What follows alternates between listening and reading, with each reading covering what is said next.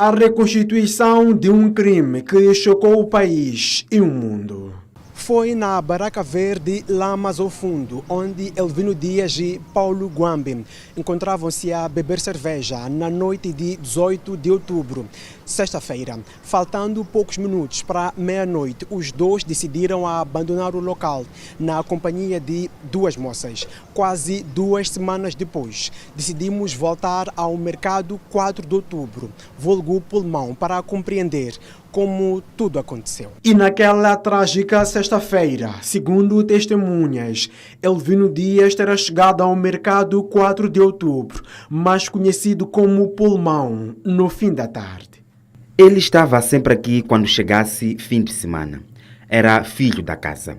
Conversava com os amigos enquanto tomava uma cerveja. No dia do seu assassinato não foi diferente. Esteve aqui por volta das 17 horas. No seu estilo característico, Elvino falava com todos.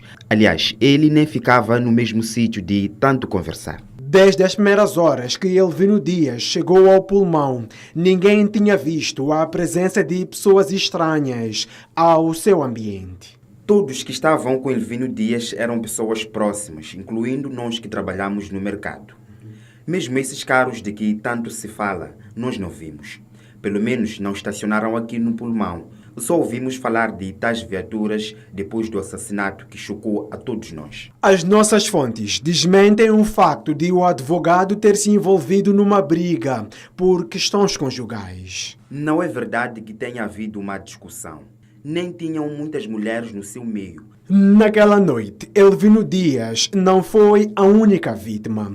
Paulo Guambi também foi assassinado. Na verdade, Paulo Guambi vinha caminhando pela Rua da Resistência por volta das 22 horas, depois de participar de um programa de televisão. Chegado a este local, foi convidado por Elvino Dias a se juntar a si. Entretanto, não foi de imediato que o mandatário nacional do Partido Podemos aceitou o convite. Ele estava a caminhar em direção à Avenida João Quixissano. Parece que os dois, Elvino Dias e Paulo Guambi, não eram muito amigos, mas estavam unidos por uma mesma causa e no mesmo partido. Guambi não aceitou parar quando Elvino o chamou. Depois de dar alguns passos, surge uma outra voz que insistia que ele tinha de se juntar ao grupo e ele aceitou, recuou e juntou-se aos outros. Com os outros, Paulo Guambi só ficou por mais de 1 hora, porque, segundo informações colhidas no terreno, saíram do local faltando poucos minutos para a meia-noite. Por volta das 23h40, eles decidem abandonar o local e voltar para casa. Quando eles se preparavam para sair, aparecem 2 moças que trabalhavam nas barracas do Pulmão a pedir boleia. Eles aceitaram. Porém, durante o caminho, uma se lembra que não trancou a barraca e pede descer do carro e voltar. Não sabemos com exatidão onde ela desceu. Depois disso, os vendedores do Pulmão só ouviram tiros. Chegamos a pensar que eram fogos de artifício. Eram muitos tiros na sequência, mas depois de tudo, só vimos que os que estavam conosco há poucos minutos foram assassinados a tiros. Não sabemos quem foi, só vimos através de vídeos e ouvimos que os assassinos estavam a andar em 2 carros de marca BT-50. Foi triste, até hoje não dá para acreditar. Porque o acesso direto à Avenida Joaquim Chissano está bloqueado por conta das obras. Depois de saírem do Pulmão, Rua da Resistência, Elvino Dias, Paulo Guambi e a moça que pediu boleia seguiram viagem pelas ruas Dom Monte Tumbini, do Licenciado Coutinho, e foram desaguar na Avenida Vladimir Lenin. Da Vladimir Lenin, fizeram o desvio para a Avenida Joaquim Chissano, onde nos primeiros 200 metros do troço foram regados de tiros. Só a moça que pediu boleia é que saiu viva. Ao longo do percurso que Elvino Dias e Paulo Guambi fizeram, existem câmeras de videovigilância que podem ter captado todo o seu trajeto e dos carros que os seguiam até ao local da execução do crime. Aqui onde os dois foram assassinados, existe apenas uma câmera de videovigilância de uma instituição financeira. Nas imediações do Pulmão, onde o assessor jurídico de Venâncio Mondlane e o mandatário nacional do Podemos se encontravam, não há câmaras de videovigilância.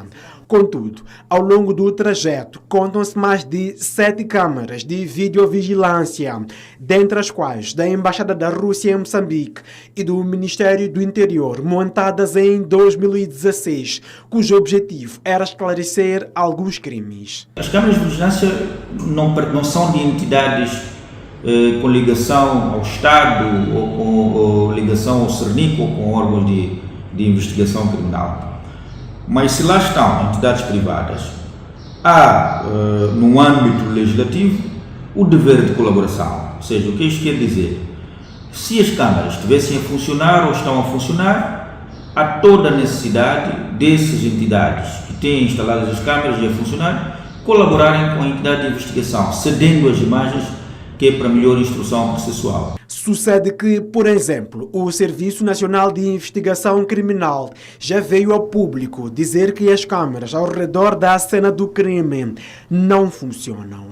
É que o Cernic não é obrigado a dizer que tem as imagens ou que obteve as imagens por essas entidades ou essas instituições privadas. Primeiro, para garantir, por via de algum pedido dessas instituições, para não comprometer a segurança dela mesma, porque pode haver uma espécie de vingança dos outros que não queriam que as imagens fossem difundidas, mas também o Cernic pode dizer que as câmaras não estavam a funcionar enquanto estavam para melhor instrução processual, ou seja, uma espécie de segredo que é para não haver um comprometimento da diligência, um cumprimento da sindicância para obtenção de prova ou para a junção de melhor prova. Sobre a flexibilidade com a qual foram recolhidos todos os vestígios no local do crime, o criminalista Paulo de Souza entende que pode ter a ver com a pronta disponibilidade da equipa. Não se pode concluir imediatamente que a polícia agiu num pressuposto de reflexão de que seja um ato especial. Porventura estivesse a brigada operativa nas redondezas ou na proximidade, ou seja, a equipe preenchida e pronta para reagir. Portanto, isto podia ser um facto que justifica a diferenciação na recolha, ou melhor, na preservação e recolha dos vestígios em casos ou eventos anteriormente que se possa chamar para comparação. Enquanto isso, o Pulmão, ainda que aos poucos, tenta voltar a respirar com normalidade depois desse assassinato. A reportagem é de Abdul Manissa e Dário Cossa, STV.